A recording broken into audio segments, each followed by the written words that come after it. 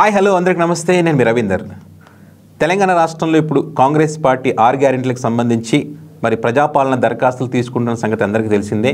So చాలామంది ఆ దరఖాస్తు ఫామ్ ఎలా ఫిల్ చేసుకోవాలని చెప్పారో మన ఛానల్లో అనేక వీడియోలు దానికి సంబంధించి పెట్టాం. అదేవిధంగా రేషన్ కార్డు కూడా ఎలా అప్లై చేసుకోవాలి అని చెప్పి చాలామంది అడుగుతున్నారు. అది ఒక ఫామ్లో ఎలా అప్లై చేసుకోవాలో క్లియర్గా చెప్తే బాగుంటుంది, మాకు అర్థమవుతుందని చెప్పి చాలామంది అడుగుతున్నారు. సో దానికి సంబంధించి ఒక వీడియో కూడా చేయబోతున్నాం ఇప్పుడు. అయితే ఈ ఫామ్స్ మాత్రం అక్కడ ప్రజాపాలన కౌంటర్ల దగ్గర ఫామ్స్ చాలామందికి దొరకట్లేదని కూడా చెప్తున్నారు. జిరాక్స్ సెంటర్లో అయితే ఫామ్స్ దొరుకుతాయి. ఫస్ట్ అయితే కౌంటర్ల దగ్గర అడగండి, లేకపోతే కనుక వైట్ పేపర్ మీద కూడా రాసి ఇవ్వచ్చు. సో సాధ్యమైనంత వరకు ఫామ్లో ఫిల్ చేయడానికి ప్రయత్నం చేయండి. సో ఫామ్ ఒకవేళ ఉంటే దాంట్లో ఫిల్ చేస్తే ఎలా ఉంటుందనే దాని విషయంలో మనకు చూద్దాం. అసలు ఇది తెలంగాణ రాష్ట్ర ప్రభుత్వం ప్రజాపాలన తెలంగాణ రాష్ట్ర ప్రభుత్వం అని ఉంటుంది.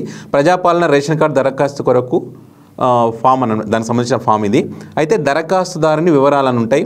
దరఖాస్తుదారుని ఇంటి యజమాని పేరు, ఎవరైతే రేషన్ కార్డు అప్లై చేసుకుంటున్నారో ఆ వ్యక్తి యొక్క పేరు ఇక్కడ మనం రాయాల్సి ఉంటుంది. ఇక్కడ లింగం అని రాసింది, పురుషుల స్త్రీల అనేది మనం అక్కడ రాయాల్సి ఉంటుంది. అక్కడ స్త్రీ. తర్వాత కులం, పుట్టిన తేదీ, ఆధార్ నెంబర్, మొబైల్ నెంబర్. ఈ మొబైల్ నెంబర్ ఆధార్ నెంబర్కి లింక్ అయినటువంటి నెంబర్ ఉంటుంది. ఆ నెంబర్నే మనం ఇక్కడ రాసుకోవాలి, వేరే నెంబర్ రాసుకోవద్దు ఇక్కడ.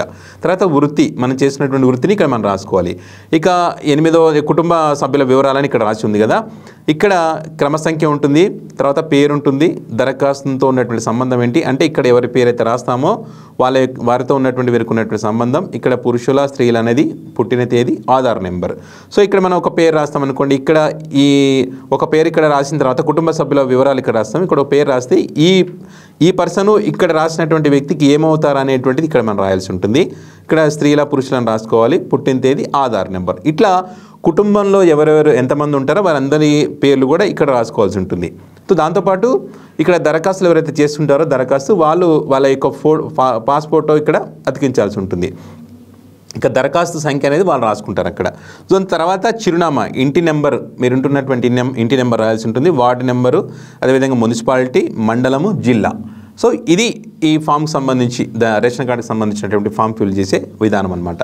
దాని తర్వాత ఇదంతా అయిన తర్వాత మనకు వాళ్ళు ఒక రసీదుని అయితే మనకి ఇస్తారు. మనం ఫిల్ చేసినటువంటి రిటర్న్గా మనకి ఇది ఇస్తారనమాట. సో దాంట్లో దరఖాస్తు సంఖ్య ఏదైతే ఉంటుందో అది రాస్తారు, వార్డు నెంబర్ వాళ్ళు రాస్తారు. ఇక్కడ మనం అప్లై చేసినటువంటి వ్యక్తి పేరు, భర్త లేదా తండ్రి పేరు ఉంటుంది, వార్డు నెంబరు, మున్సిపాలిటీ, మండలం, జిల్లా, తేదీ నుండి రాసిస్తారు. ఇక్కడ ఎవరైతే తీసుకుంటారో అక్కడ ఉన్నటువంటి అధికారి సంతకం చేస్తారు, వాళ్ళ పేరు కూడా ఇక్కడ రాసిచ్చి మనకి ఇది రిటర్న్ చేస్తారనమాట. సో ఇది మనం ఈ అప్లికేషన్ ఫామ్ మీద రాస్తే ఈ ప్రాసెస్ ఉంటుంది. వైట్ పేపర్ మీద రాస్తే మనకు వాళ్ళు రసీదు ఇవ్వడానికి ఛాన్స్ ఉండదు. కాబట్టి వీలైనంతగా జిరాక్స్ సెంటర్లో ఇది దొరుకుతాయి, అడిగితే ఇస్తారు. సో అక్కడ తీసుకొని ఇదంతా ఫామ్ ఫిల్ చేసుకున్న తర్వాత ఈ రసీదు మాత్రం చాలా జాగ్రత్త పెట్టుకోవాలని చెప్పి అయితే అధికారులు అయితే చెప్తున్నారు. సో ఇది రేషన్ కార్డుకి సంబంధించి అప్లై చేసుకునేటువంటి విధానం.